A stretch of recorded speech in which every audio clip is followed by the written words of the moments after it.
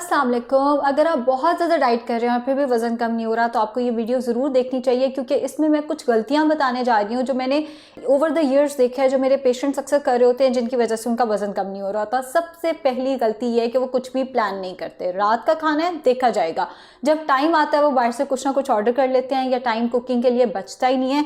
कोई प्लानिंग नहीं होती, कोई प्रेपरेशन नहीं होती, एंड टाइम पे जंक फूड ऑर्डर हो जाता है या बाहर का खाना ऑर्डर हो जाता है। तो जब आप डाइट पे होते हैं, आपने कम से कम एक दिन पहले अपने नेक्स्ट डे के मील्स प्लान कर लेने हैं। आइडियली आपने हफ्ते के स्टार्ट में अपने सारे डेज के मील जो हैं वो प्लान कर लेते हैं। लेकिन अगर आप बहुत बिजी हैं या आपके लिए ये पॉसिबल नहीं है कि भाई बच्चे जो मांगेंगे हमने कल वही बनाना है, तो कम से कम अपने उस दिन का मील सुबह उठ के ज़रूर प्लान कर लें, ताकि एंड टाइम पे आप कुछ गलत ना खाएं। दूसरी चीज़ है मील स्किपिंग। अगर कुछ अवेलेबल नहीं है या कुछ हेल्दी अवेलेबल नहीं है तो ऐसे अक्सर लोग ये करते हैं कि वो मील स्किप कर देते हैं। नाश्ता ही नहीं किया, लंच ही नहीं किया, डिनर ही नहीं किया, उससे अगला मील वो बहुत हैवी खाते हैं और वो उस चीज़ को रियलाइज़ भी नहीं करते। बच्चा पिज्ज़ा खा रहा होगा, 2 बाइट्स उधर से ले लिए, हस्बैंड से 2 बाइट्स ले लिए, तीसरे बच्चे से 2 बाइट्स ले लिए, करते करते पूरा मील भी हो गया और अपना एक हेल्दी मील भी ले लिया। सो जब भी आप अपने मील को स्किप करेंगे, उससे अगला मील आप चाहते हुए या ना चाहते हुए हेवी खाएंगे, अनटिल और अनलेस आप पहले बहुत ज़्यादा सैलड नहीं खा लेते।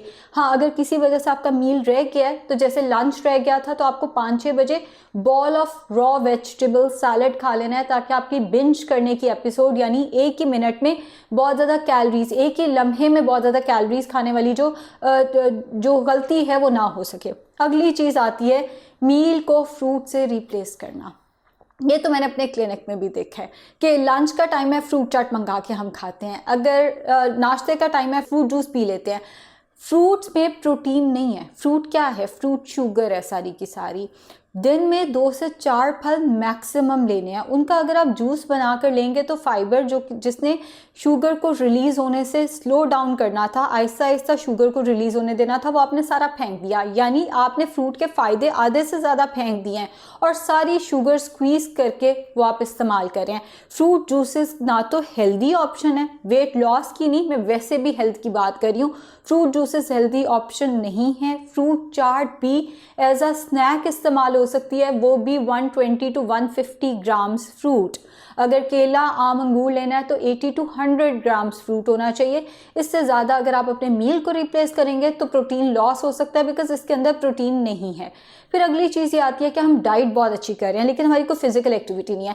हम 1200-1500 कैलोरीज पर तो हैं, लेकिन पूरा दिन एक कुर्सी पे, एक बेड पे, टीवी के सामने हमारा गुजर रहा है। इससे भी वेट लॉस नहीं होने वाला। कम से कम 10,000 स्टेप्स पर डे। अगर 10,000 आपको सुनने में बहुत मुश्किल लगते हैं तो स्टार्ट 6,000 से कर दें, मगर फिजिकल एक्टिविटी आपकी होनी चाहिए और मुसलसल होनी चाहिए। मुसलसल से मुराद ये 10 मिनट वॉक करके बैठ नहीं जाना कि आप 10 मिनट बाद में करेंगे। मुसलसल 30 मिनट्स वॉक कम से कम ज़रूर करें। मुसलसल अपने 10,000 स्टेप्स ज़रूर पूरे करें, और नहीं तो आप घर में रोप स्किपिंग कर सकते हैं, आप स्टेयर्स चढ़ सकते हैं। कोई ना कोई फिजिकल एक्टिविटी आपकी होनी चाहिए। अगली चीज़ ये आती है कि हम अपनी मेडिकल हिस्ट्री को रूल आउट नहीं करते। वेट लॉस नहीं हो रहा, कोई बात नहीं, डाइट पे लगे रहेंगे और 3-4 महीने डाइट करके जब कोई रिजल्ट नहीं आएगा तो हम डीमोटिवेट होकर खुद ही अज्यूम कर लेंगे कि हमारा वजन तो कम हो ही नहीं सकता। हालांकि प्रॉब्लम यही है कि हमने ये देखा ही नहीं कि कहीं विटामिन डी डेफिशिएंसी तो नहीं है, एचपी तो नहीं लो हुआ, कहीं आपको थायराइड तो नहीं है, पीसीओएस तो नहीं है, कोई हार्मोनल इम्बैलेंस या कोई मेडिकल हिस्ट्री तो नहीं है। तो मेडिकल हिस्ट्री, डाइट प्लान या वेट लॉस जर्नी से पहले एक दफ़ा रूल आउट ज़रूर कर लें। अगर कोई साइन एंड सिम्टम्स आ रहे हैं तो डेफिनेटली आपको अपने टेस्ट जो हैं वो करा लेने चाहिए। एक और चीज़, हिडन कैलोरीज बहुत ज़्यादा आती हैं। जैसे मैंने अगर अपने पेशेंट से कहा आपने आधी रोटी के साथ सालन खाना है, मैंने उसमें रायता नहीं बोला, 1 पाव रायता हम उसमें खुद ही से ऐड कर लेते हैं या हम कोई सॉस लगा लेते हैं। ये हिडन कैलोरीज हैं।